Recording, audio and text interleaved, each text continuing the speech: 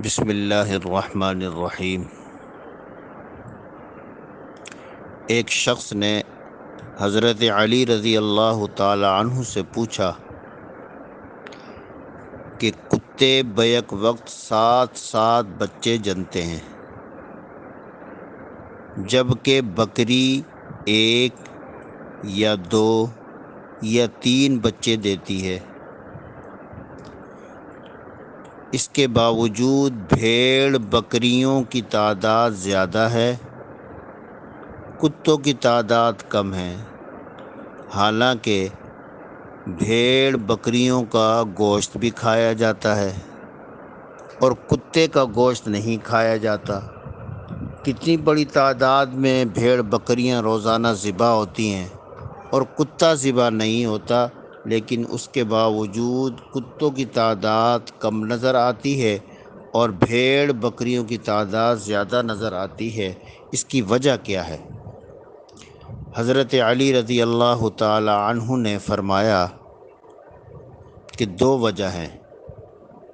پہلی وجہ یہ ہے کہ بھیڑ بکری یہ حلال جانور ہے، کتا حرام جانور ہے۔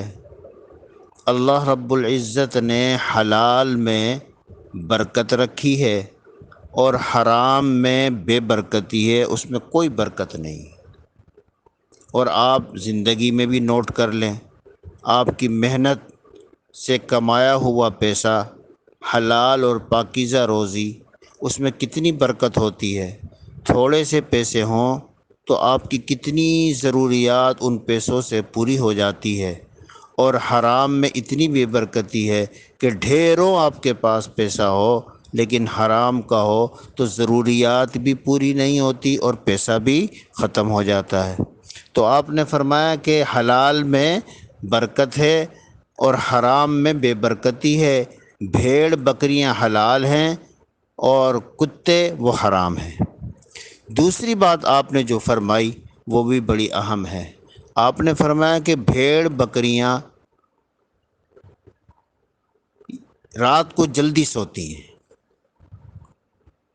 اور صبح کو جلدی جاگ جاتی ہیں۔ آپ دیکھ لیں، جن حضرات نے بھیڑ بکریاں پالی ہوں انہیں اندازہ ہوگا، جیسے ہی رات شروع ہوتی ہے تو یہ جانور سو جاتا ہے، اور صبح ہوتے ہی صبح دیکھیں تو یہ جانور جاگ جاتا ہے۔